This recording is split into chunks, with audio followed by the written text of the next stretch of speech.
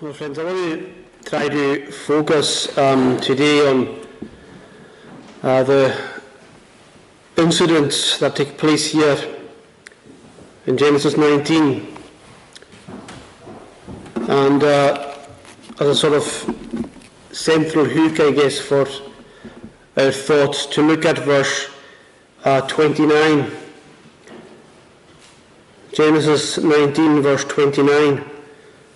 So it was that when God destroyed the cities of the valley, God remembered Abraham and sent Lot out of the midst of the overthrow, when he overthrew the cities in which Lot had lived. Just want to clarify at the very outset that the choice of topic today is completely unrelated to anything that happened in the island this week. This is something which, when Murdo asked me to help out today, that I had decided that I would look at anyway, or try to look at. So please don't think that there's a deliberate timing going on here. There's not at all. But I think that this passage has a lot to teach us at any time and in any circumstances. And I hope and pray that with the Lord's help, as we look at that today, that we'll see how much he has to teach us and to tell us about himself in what's going on here. Well, the story of Lot's life was a fascinating one. So many dramatic things happen to him and happen around him that it would be easy to focus on the events or on the characters that we have before us and not go deeper than that. Now, that's not to say that it wouldn't be interesting to study Lot or his wife or his daughters or his sons-in-law or the people of Sodom and Gomorrah, the angels and so on. It would. But what we want to try to do, friends, is to see God in everything that's taking place here. To see God in everything that's going on amidst the chaos and the carnage that comes with the destruction of these cities. Now you can read this and you can look at what takes place here and you can wonder where God is. You can almost look at what's going on here and say with confidence that God clearly has simply walked away from the situation and is nowhere to be found. And I wonder how often you think that about your own life. Do you look at your own circumstances at any time and you think, oh, they are so hard, they're so challenging, they're so disastrous that God clearly has just given up on me and left me to it? Well, we can see at least 5 of God's attributes, of God's characteristics. And therefore, where we see his characteristics, we see evidence of himself in what's taking place in Sodom and Gomorrah. I will try to look at them all during both services today, God willing, 2 just now and 3 later. And if we can find God in a catastrophe like this in Genesis 19, you can be sure that you can find him in your own personal disasters, whatever they may be. And the first of God's attributes we see here is his mercy. Now, what is mercy? Well, mercy is God not giving you what you deserve. That sounds like a strange thing to say. After all, what exactly do you deserve that God doesn't give to you? Well, you deserve God's wrath. And you deserve God's judgment. And you deserve that because of your sin against him. Were it not for God's mercy, God not giving people what they deserve, there'd be nobody alive today. Well, Lot's here in a dangerous situation. In some ways you might think that God should help him because he's a righteous man, he's a Christian, a man who follows God.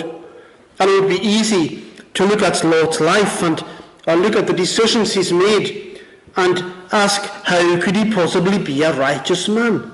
But that's what Peter calls him, righteous Lot. Still, we need to remember that it's actually Lot's fault that he and his family are in peril.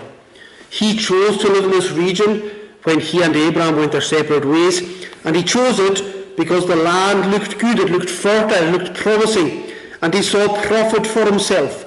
He saw a way of feeding up his flocks and his herds. And it's interesting, ultimately, that he made his choice to live in Sodom based on the benefit he saw to his animals, the benefit he saw to his bank balance. And in the end, every single animal he owned, every coin or note he possessed was destroyed when God destroys the cities. And the time has come then when God's going to destroy the cities of the plain, and Lot and his family are going to be destroyed too if they stay where they are. This isn't like Rahab in Jericho, where all the walls of the city are going to fall down except the walls of her house. God doesn't intend to spare any part of Sodom or Gomorrah, or anyone in Sodom or Gomorrah. But even though that's his plan, we see God's mercy. So we see God's mercy in at least 4 ways in what's going on in this passage, what's going on with Sodom and Gomorrah. We see it firstly in the angels who come to Abraham. Now that's in chapter 18, we didn't read it, but it's all linked up. In that chapter, the same angels who come to Lot in chapter 19, they tell Abraham that he's going to have a son.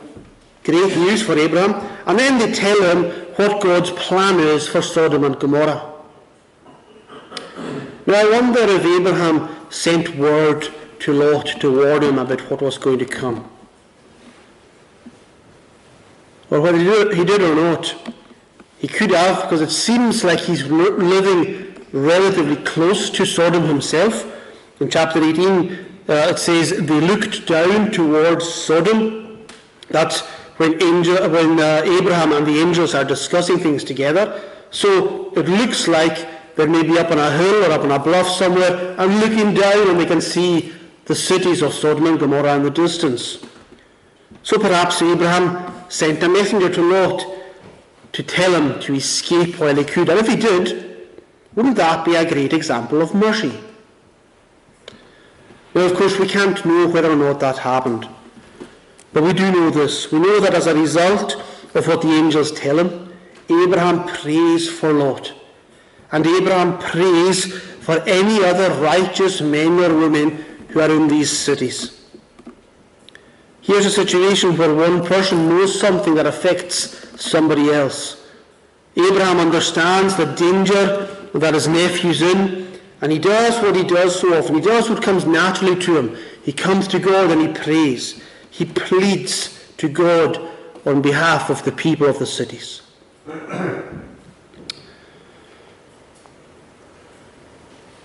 Do you think it's an act of mercy when somebody prays for you? Maybe you're in trouble or danger or difficulty, and someone's praying for you to get out of it.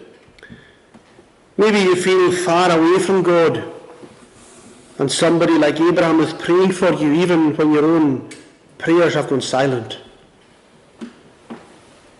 Well, if that's the case, isn't God merciful in doing that? Because even when you or I are disobedient and distant from God, he sometimes puts you or I in the heart, in the intercession, in the prayers of others. And do you pray for others, friends? Well, you should. I should. And especially when you have a good idea that they're not praying for themselves. But you know, if you're a Christian here today, it's even more wonderful than that. Because it's not just occasionally that someone is praying for you. Paul says, in Christ Jesus is the one who died. More than that, who was raised, who is at the right hand of God, who indeed is interceding for us. Christ remembers his people in his intercession all the time. Not sometimes. All the time. Well, God shows you and I mercy just as he shows Lot mercy by sending these angels to Abraham to tell him what was ahead. Then we see God's mercy in the warning the angels give Lot. They talk to him about his family, and they say, bring them out of the place, for we are about to destroy this place. The Lord has sent us to destroy it. Now, does God have to warn Lot? Is he somehow obliged to give Lot a heads up about what's going to happen? Well, of course not. Yet in his mercy, that's exactly what he does. Now, Lot must have been well aware of the wickedness and sin and evil that was prevalent in Sodom. But did it ever cross his mind to leave? Did it ever cross his mind to walk away from the godlessness that was surrounding him? Or was he just so comfortable, so familiar with it all, so concerned with his wealth and his success that he believed he was immune to being affected by it? But friend, before you criticize Lot too much, maybe you need to think about yourself, and I need to look at myself, because how aware were you of your own faults, your own rebellion against God, and the selfishness and the wickedness that was all around you before you became a Christian? Well, I'm sure most of you are very aware, just as I was. Yet how many warnings did God give you? Every time you've heard the gospel, it's a warning. Every death you're aware of, whether it's in your community or your family or further afield, it's a warning. Every storm you've ever watched and heard and felt pass through, it's a warning of the storm of judgment to come. Well, you can criticize Lot if you want. But were you any better? And if you're not yet a Christian here today, well, you can read this or you can hear this, and you can go ahead and you can slate Lot. You can go ahead and you can point out everything he's done wrong. You can go ahead and you can castigate him, and you can ask, what sort of Christian is he? Behaving that way and not listening to God when he's got the chance. But when you're done doing that, when you're done berating Lot in your own mind, answer this. Why are you ignoring God's warnings? Why are you still living in a way that makes God angry? Why are you still sitting back and relaxing, as it were, in your own personal Sodom and Gomorrah, surrounded by your own and others' sinfulness and wickedness? See, God doesn't have to warn you about the catastrophe that lies ahead if you don't run for your life.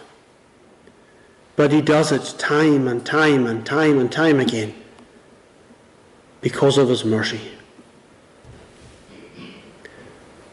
And the third way in which we see God's mercy is in the way in which the angels take Lot and his family out of the city. They've warned him, but he's slow to accept what they've said, and he's slow to do anything about it. He lingered, is the phrase used. He's got no excuse, does he? He knows what's going to happen. He knows he needs to escape, yet you can almost picture him there standing at the door of his house, and he's weighing up the pros and cons of going against leaving. It's unbelievable. How arrogant, how foolish to be dawdling over this decision when it's a matter of life and death, when he has a chance to save himself and to save his family. But even then, despite Lot's arrogance, despite Lot's foolishness, God doesn't look at him and say, okay, you're going to get what you deserve, Lot. It serves you right for not taking the chance when I gave it to you. Listen to what happens. The men seized him and his wife and his 2 daughters by the hand, the Lord being merciful to him, and they brought him out and set him outside the city. Isn't that amazing? Lot has pretty much turned his back on safety. But here are the angels taking him and his family by the hand and leading them out of the city. Isn't God's mercy wonderful? That it doesn't abandon us even when we reject his offer of salvation. But maybe you're saying to yourself, well, how does this work then? When I keep being told I need to do something to be saved, can I not just do what Lot did? Can I not just sit back and wait for God to do something like he did here? Well, God does everything to make it as easy as possible for Lot and his family to escape the looming destruction, just as he does for you and me in a spiritual sense. But notice, friends, that although the angels take Lot out of the city, it's not enough. He still has to do something. He has to flee, to run to the place of safety. Because if he stays where the angels have left him, he's going to be destroyed. Then the fourth place we see God's mercy here is in the city of Zoar. The angels tell Lot, escape to the hills, and Lot, and you know, when you read this, you can hardly believe your eyes. You can hardly believe that you're reading this. Lot says, no, I cannot escape to the hills, lest the disaster overtake me and I die. Behold, he's pointing to this city. This city is near enough to flee to. It's a little one. How bad can it be? It's not the size of these big giant cities like Sodom and Gomorrah. How bad can this little one be? And incredibly, God listens. And he says, behold, I grant you this favour also, that I will not overthrow the city of which you have spoken. You know, people's opinion of God is so far removed from reality. After any disaster, you almost inevitably hear someone say, well, why did God allow such a thing to happen? They'll say it's unfair if this all-powerful, all-knowing God has allowed a hurricane or an earthquake or a terrorist attack or whatever it is to take place. But what exactly is unfair about what's going on here in Sodom? He's given Lot an escape route. He sent angels to literally drag him out of the city. He's cleared a path for Lot through the townspeople who hated him, who opposed him, in that he was taken out during the hours of darkness when the streets had been quiet. He's done all the hard work, and all Lot needs to do is get himself to the hills that the angels are pointing out. But it's just too much effort to do even that. But in his mercy, God listens to Lot for this too. And he gives him permission to go to Zoar instead of to the hills, because Zoar is closer and easier to go to. Now you might not think that's a very big deal. He's still going to run, he just doesn't have to run quite so far. But listen to what God says through the angels. I will not overthrow the city, talking about Zoar. What does that mean? It means that God's initial plan was to destroy Zoar as well. It's not just that he gives Lot a different place to be safe. He decides to spare Zoar from its fate so that Lot can be safe there. An unfair God? Really? We find God's mercy right throughout this story of destruction. And you find it in your own life, friends. What are you going to do with it? And remember that Lot was a righteous man, and that question is as relevant to you and I as Christians as it is to anyone who still hasn't come to Christ for salvation. Are you as aware and as grateful as you should be, am I? Do you understand the wonder of God's mercy in your life? The second of God's attributes we see here is his patience And this is an attribute that also runs right through the narrative. We see it when Abraham prays for the cities, going back to God with a different number 6 times, and God listens to Abraham's request every time. We see it in the angels' dealings with Lot in the city and as they stand on the outskirts of the city. But perhaps the place we most see God's patience here is in the journey that Lot takes between Sodom and Zoar.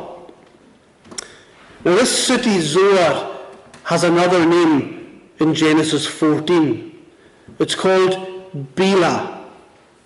And apparently the word Bela means gulp, in the sense of something being swallowed up and disappearing. It's an image of destruction. And the original name for this city tells us that this city was destined for destruction. But as we saw, God changed his plan. Now, apparently there were 5 cities in this plain, in this valley: Sodom, Gomorrah, Zoar, and 2 others, Admah and Seboim, which are mentioned in chapter 10 of Genesis. We almost always talk about the destruction of Sodom and Gomorrah, don't we? But all 5 cities of the plain were to be destroyed, and Zoar is the only one that's spared. So how do we see God's patience in this journey that Lot takes between Sodom and Zoar? Well, isn't what the angels tell Lot? Escape there quickly, for I can do nothing till you arrive there. I can do nothing. This is God's talking through the angels. Now, there are some things God cannot do because they contradict his nature. This is one of those things. Because here, God is willingly limiting himself. He's restricting what he can do to these cities until such time as Lot is safe. He doesn't give Lot a time limit to get to Zoar. He doesn't say, well, you've got 30 minutes to get there. If you're not there, tough. He gives himself a condition of Lot's safety being achieved and ensured before he begins the destruction in the plain. Isn't that incredible? Well, we see God's patience in 3 ways. Firstly, we see it in, as we just mentioned, God waiting for Lot to get to Zoar. How long did he wait? Well, archaeologists have different views on what the geography of the day was. But I think the Bible gives us a hint that it can't have been more than a handful of miles from Sodom to Zoar, because obviously Lot could see Zoar from the gates of Sodom, but also it says the sun had risen on the earth when Lot came to Zoar, which suggests, I think, that the sun was up, but probably hadn't been up very long. And we know that Lot left Sodom at around dawn. So it might not have been a particularly long delay, but it's the fact that there was a delay. It's the quality of the delay. It's what was achieved in the delay that are important, and that they're examples of God's patience. And then secondly, we see God's patience in how the angels deal with Lot. Now, it's obvious when we read this that Lot really doesn't want to leave. He's comfortable, he's wealthy, his family are in the city, and as he stands outside the walls of the city, he's ungrateful. He's looking for a compromise to make things easier for himself instead of doing what the angels tell him to do. I wonder if he really believed that this destruction was coming. I wonder if he thought he could go to Zoar, it wasn't far away, and really when this threat passed, he could just easily make his way back to Sodom. But friends, despite Lot's reaction, God isn't impatient. And isn't that what he's like with you and I as well? Because you try God's patience often, yet he remains patient with you. But in case you get too comfortable, and in case you assume that God will be just as patient with you in your disobedience as he was to Lot in his disobedience, God does something for Lot that he will never, ever do for you. He gives him an alternative place of safety. Escape to the hills, that's what he was told to do, and that simple phrase itself is full of meaning, should be full of meaning for you, friends, because it's full of Christ. How? All Lot's being told to do is run to the physical hills around him, but the psalmist writes, and we sang just a few minutes ago, do thou me lead unto the rock that higher is than I.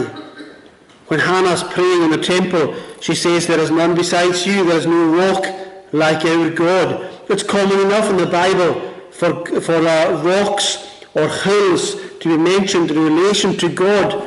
And Lot should realize that the hills that he's being told to escape to, the hills where he's going to be safe, represent God and represent his salvation. But friends, Lot's in a bad way spiritually. And he's not seeing God in anything. And still God is patient. Well, you know where you will be safe. And you will never be given an alternative like Lot is here. Because in Christ is the only place where you'll find salvation, the only place where you'll be spared from the destruction to come. And there's no point going to God looking for a compromise. There's no point going to God asking or arguing for a better solution. The name of the Lord is a strong tower. The righteous man runs into it and is safe. It's only there in Christ where you can be safe. Well, God allows Lot to escape to Zoar. But that's just the first part of the lesson he's teaching Lot, and the lesson he's teaching us here. See, Lot is spared the fate of Sodom, Gomorrah, Seboim, and Admah, but he's not completely safe in Zoar.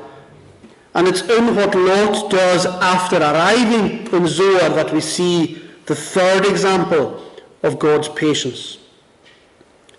The last verse we read says this: Lot went up out of Zoar. And where did he go? And lived in the hills. Here's Lot coming to his senses at long last. And he's making his way to where he's been refusing to go. He's understanding that he's not really going to be safe in Zoar. It's eventually dawning on him that God actually knows what he's doing. He comes round to see that he needs to obey God. He looks over the scene of complete destruction in the plain in front of him, the devastation and the death in the four cities, and he realizes that Zoar can only offer a temporary respite. He was afraid, it says, to live in Zoar. He realized he wasn't going to be safe. Well, God's judgment on the cities of the plain is horrific. I might have said this before, if I have, I apologize for that. But I think that one of the problems we have when we deal with stories in the Bible with which we're so familiar is that they become just that, stories. That we sometimes tune out the fact that these are actual events that took place in actual places and that affected real people. And here's fire and brimstone raining down on the cities. The geology of the region is interesting. In Genesis 14, we're told that the valley of Sidon, which is the name of the valley where the cities were located, was full of bitumen pits, tar pits. Now, this would have been dangerous if someone had fallen into a pit, but it would also be dangerous if the bitumen, if the tar had been shot out of the pit, like you see a geezer doing from time to time. You may see it on TV. And some believe that the sulphur would have been pouring out of these pits in the earth, just as it was pouring down from heaven as well. And chapter 14 also talks about the valley of Sidon, that is the Salt Sea. You see, the valley of Sidon, by the time Genesis was written, was already consigned to history. It didn't exist because it had been flooded and was now a sea. It would have to have something to do with what goes on here. What the timing is, I've no idea. But the valley of Sidon and the location of these cities are now underwater. What about Zoar? Does it also lie at the bottom of the Dead Sea today? Well, it's a question we can't really answer, but I wonder if it does. Because when Lot flees from Zoar, it opens the way for God to destroy the city as he had originally planned to do. Well, what on earth is going through Lot's mind as he stands in the gate of Zoar? And try and picture him. He's run for his life, he's shell-shocked. He's looking out over the valley which has been his home for years. And he's seeing heaps of rock all over the place. He's seeing smouldering timber. He's seeing fire right across the plain. He's seeing sulphur being thrown out of the earth. He's seeing smoke. He's seeing corpses littering the valley. He's seeing carcasses. He's smelling sulphur. He's got the stench of death in his nostrils. And somewhere out on the plain, he sees a pillar of salt. What's he thinking? I wonder if he's angry with God. I wonder if he's angry with God for taking his wife, his friends, his business, his home. I wonder if he's furious with himself for not listening to the angels as soon as they told him what was coming. I wonder if he's grateful. I wonder if he's grateful that he and his daughters at least have escaped with their lives. Does he understand that it's how far away from God he's been that's left him looking at this scene of destruction and devastation? Does he look around at the destruction and see God's patience in letting him get to safety?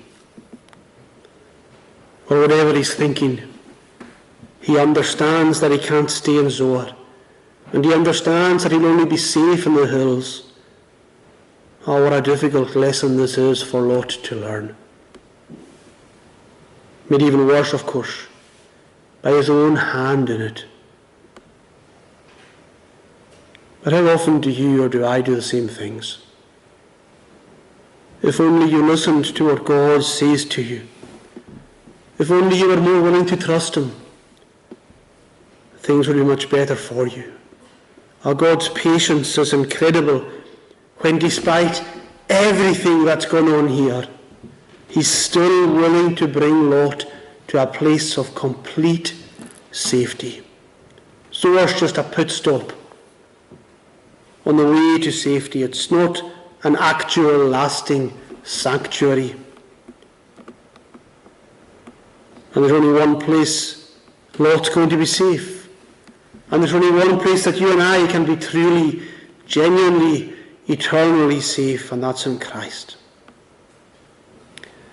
The thing is, though, friends, it's not just Lot who experiences God's mercy and patience here. Because God is displaying his mercy and patience to everyone in all 5 cities of the plain, because he hadn't already destroyed them despite their wickedness. Abraham's been praying for them. Angels have been in their midst. Mercy and patience everywhere. Just as that's the case for you. But here's the thing. God's mercy and God's patience run out. As the people of Sodom and Gomorrah and the other cities found out to their cost and in this unimaginable, horrendous way. Are you going to let it run out for you?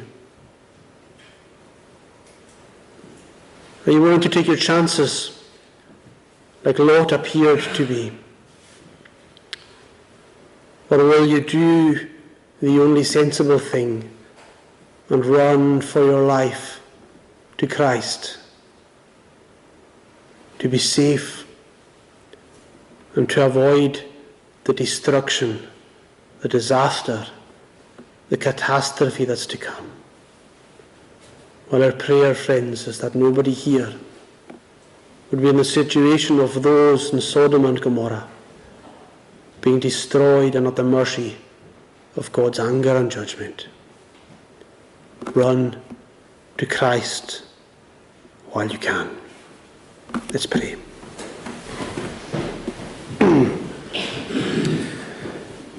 We realize, Lord, that when we read passages like this, that you're teaching us a lesson. And it's being taught to us at terrible cost to others.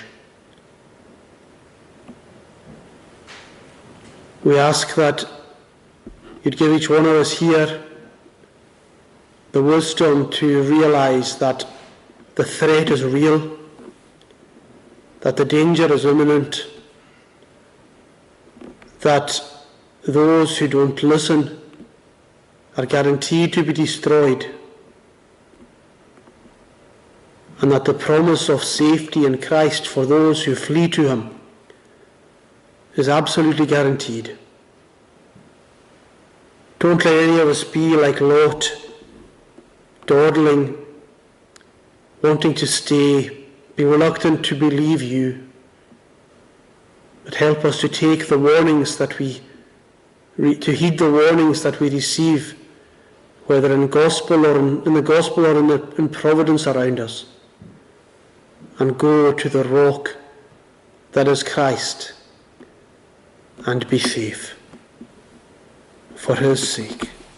Amen.